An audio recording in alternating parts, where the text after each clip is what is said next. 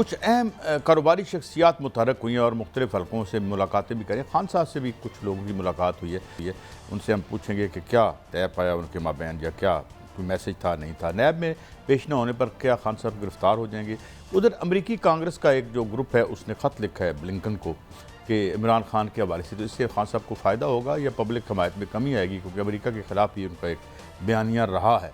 घाना जैसा मुल्क जिसकी सिर्फ 100 बिलियन से भी कम, $100 बिलियन से कम 77.59 जिसकी GDP है, उसको $3 बिलियन दे में नहीं दी है। ये क्या कहानी है। लेकिन अब हमारे साथ आ जाते हैं अकील करीम डैडी साहब, किसी तारुफ के मोहताज नहीं। जी। अकील भाई अस्सलाम वालेकुम। वालेकुम अस्सलाम। अकील भाई आपकी आवाज़ सुनी सुनी लगती है। आप अकील करीम डैडी साहब तो नहीं बात कर रहे? जी प्लीज हुक्म करें सर, मैं आपके घर भी चक्कर लगा चुका हूँ। अच्छा अकील भाई, गुजारिश ये है कि क्या मुल्क में सूरत हाल है। कल आपकी साबिक प्राइम मिनिस्टर से मुलाकात भी हुई, उससे पहले कारोबारी शख्सियात, अहम तरीन अहम अदारों के लोगों से भी मिले। क्या मुल्क कोई बेहतरी की तरफ जा रहा है जिसमें सियासी इस्तेकाम आ सके? मेरा ख्याल है कि रिस्क सिचुएशन तो बहुत ज्यादा है। कारोबारी हजरात तो इकट्ठे हुए थे। संडे को मेरे घर पे भी एक मीटिंग हमने बुलाई थी, ट्यूसडे को हम गौर एजाज साहब के घर पे भी गए थे, और उस मीटिंग के बाद मैं ex prime minister Imran Khan से भी मुलाकात की थी, लेकिन वो मुलाकात का ताल्लुक इस वाक़े से नहीं था। वो तो सिर्फ स्ट्रेट अवे, क्योंकि उनकी जूम कॉल पे मीटिंगें होती हैं इकनॉमी के हवाले से, तो मैं भी एक ऑब्जर्वर बन के उस मीटिंग में बैठ गया था। और इसके बाद मेरी जो बातचीत हुई होगी सलाम दुआ की हद तक, इसके बाद मैं निकल गया था बाहर। मैंने टीवी चैनल पर इंटरव्यू भी दिया था और उन्होंने मुझसे सवाल किया था कि आपने कोई मैसेज देने के लिए आए थे, तो मैंने कहा ये सब बेकार बातें हैं। और वो मेरा इंटरव्यू मुझे लगता है किसी ने रुकवा दिया, मुझे नहीं पता क्यों रुकवाया गया है। अगर ये इंटरव्यू चलने देते तो ये गलतफहमी भी क्रिएट ना होती। इसके बाद मैंने देखा कि मेरे हवाले से ये न्यूज़ गर्दिश कर रही है कि मैं शायद कोई मैसेज लेके गया था, तो मैं मैसेज लेके तो कोई भी नहीं आया था।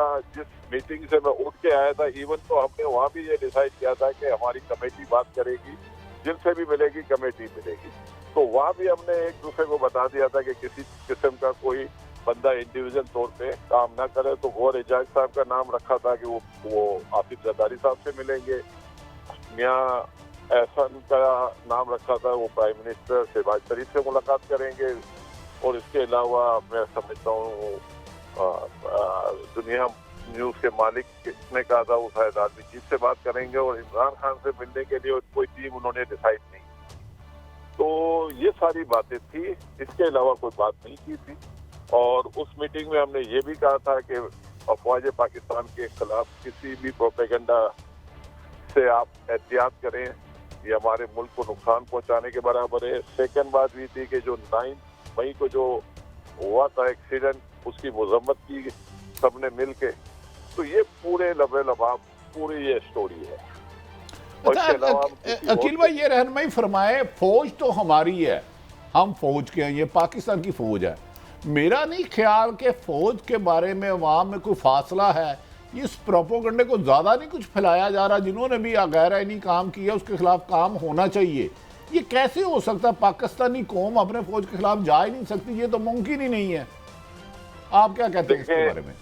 ये आपकी बात 100% सही है। इस वक्त ये इमेज भी नहीं होना चाहिए। मुझे नहीं लगता अगर कोई सियासी इख्तलाफात भी है तो सियासतदान आपस में बात करें, अफवाज के खिलाफ बात नहीं करनी चाहिए। लेकिन कुछ जगहों पे हमने वो खुद सुनी है लोगों के मुंह से बात कि चीफ ऑफ आर्मी स्टाफ के खिलाफ, मैं समझता हूँ किसी सूरत में हमें बात नहीं करनी चाहिए।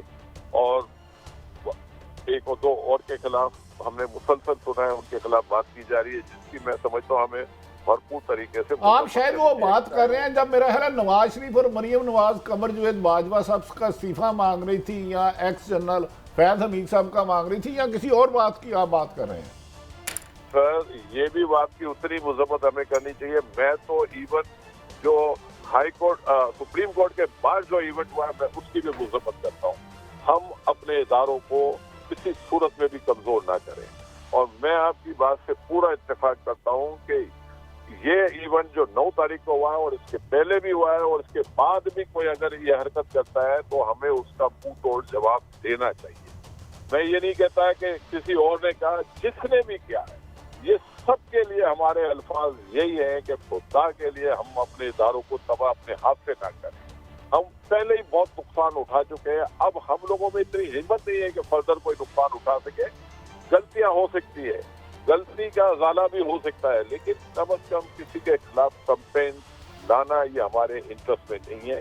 और आप जो बात कर रहे हैं अकील भाई, गुजारिश ये है कि आपका तमाम हलकों में बड़ा एहतराम है, जो मैं पर्सनली जानता हूँ, तो आप क्या समझते हैं इस मुल्क को माशी जो बदहाली है सियासियत में काम लाए बगैर हल किया जा सकता है? क्या मुस्तकबिल देख रहे हैं? देखें, हम लोगों ने अभी तक अच्छे को बुरा और बुरे को अच्छा कहते रहे। हम लोग बिल्कुल ही मफाद परस्त बन गए।